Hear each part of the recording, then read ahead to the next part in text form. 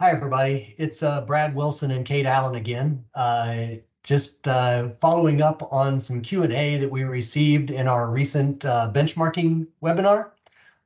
We received a lot of really good questions, and we thought a good way to respond would be to do another short recording here so that we can address several related questions all at one time. But of course, if you've got a particular question that you asked at the end of the webinar and want to fast forward to that, we're going to go through a list of questions that were pulled right from the webinar, number by number. So you don't have to listen to the whole thing if you don't want to pay attention to WIP, if that's not your concern. If you're only concerned with number 16, you can forward all the way down to that. But Kate and I are kind of going to go back and forth based on our interests and expertise and answer these questions so that we make good on our promise for following up on the Q&A. Okay, with that, we'll get started. Question number one, all of the major software packages, Deltek, anything out there has the ability to measure WIP write-offs. It does take some accounting sophistication to make the adjustments and to reconcile the accounts. But the key there is you have to make sure that you've got revenue recognition turned on. Otherwise, your revenue is only counted when you send out a bill, not when your time is posted, and therefore your WIP doesn't exist. And I think we mentioned that in the webinar, but there are good comparisons. 3 to 5% of WIP generally cannot be billed. Now that's a industry-wide benchmark, so that doesn't include your peer group. But again, those firms that are measuring that have got the procedures activated in Agera, Vision, Vantage Point, whatever the case is they might be using. Question number two, absolutely WIP is included in revenue. WIP in all of the surveys says it is revenue that has been earned, whether it has been billed or not. So it must be included in your net revenues. The data for the revenue, including billed, I just mentioned that too. Remember, of course, though, that your WIP write-offs would come off of your revenue if it's tracked per question number one. And the net revenue includes just those revenues that went to the clients. Okay. Question number four, WIP and AR metrics might have seemed low. We did the median and the 25th percentile. The peer group was the entire survey, so it wasn't specific to any smaller group. But remember, these are ones where the scale is flipped. You want to be low here, as opposed to a direct labor multiplier, for example, where higher is better, lower is better in WIP and AR turnover. So question 5, it's difficult to be 100% accurate or 100% confident that private companies are reporting accurate data. But I will tell you that there's a tremendous effort put into scrubbing the data. So, the questions are asked in very specific ways. And when that data comes in, if you find major outliers, they're usually scrubbed out of the data. So that improves that accuracy.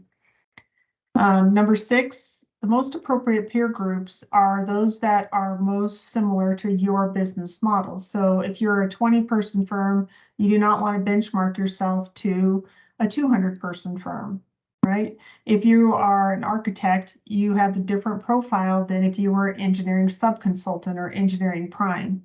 If you work only with government clients, then you probably want to go against that type of client type in the data that we showed you. So you want to look for those that also are similar and have about 67% or more of their revenue from the government market. So all the goal is to dial in your particular business model.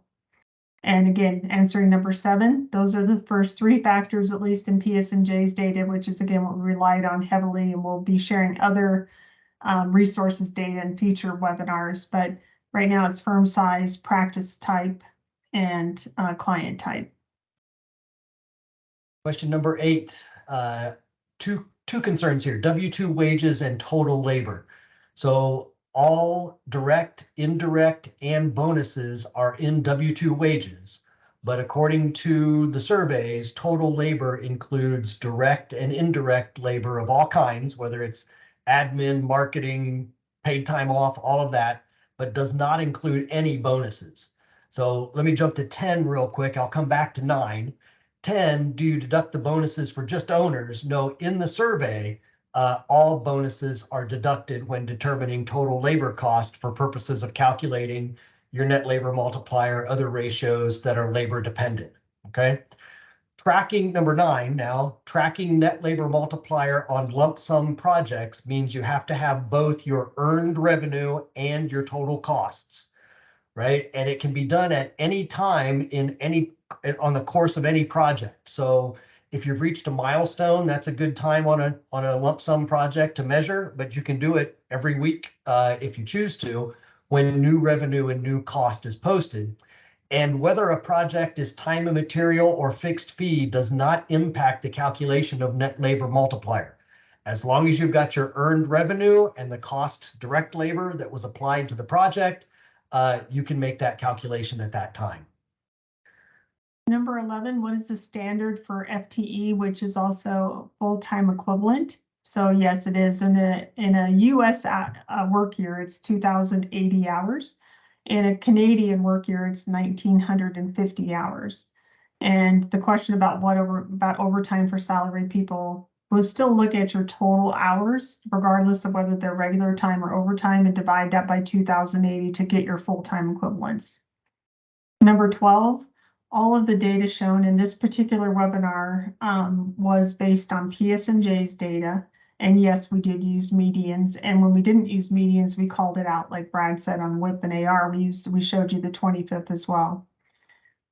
Number 13, is Zweig or PSMJ a better resource? It really depends. It's how do you want to dial in your particular business model, and not both resources don't necessarily present the same exact data. So, it depends. You need to get familiar with them. Number 14, only use Excel if you can export data so that you don't end up with data entry errors. And then Power BI is something that we use a lot and we find very powerful. Number 15, gosh, again, if we're only sharing ratios, there's no damage done depending on the level of the employee. But like we started out in the webinar, we talked about education and how important it is to educate along the way so that they understand what they're looking at and what it means and how they can affect it. So I think hopefully that answers that question. Number 16, so the only instance where utilization was tracked by hours is when you're looking at one person, because they have the same salary regardless of whether they work on projects or not. And so when I'm looking at utilization, one person is fine by hours. As soon as I get to 2 people or more, I want to look at it based on labor dollars. And again, because if I'm looking at an EIT, for example, in engineering compared to a principal, their labor costs are not the same, but their utilization will look the same on hours. So that's, again, why we want to push you to always looking at utilization by labor dollars if you're looking at 2 or more people.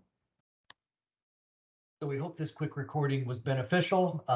Instead of typing out 1,500 emails to everybody who answered, we decided to consolidate and do it this way. If you have any other questions, if there's any concerns about benchmarking or any other subject, Kate and I have our contact information up here on the last slide. And we'd love to hear from you and love to see you on future Stand on S webinars. Thanks a lot.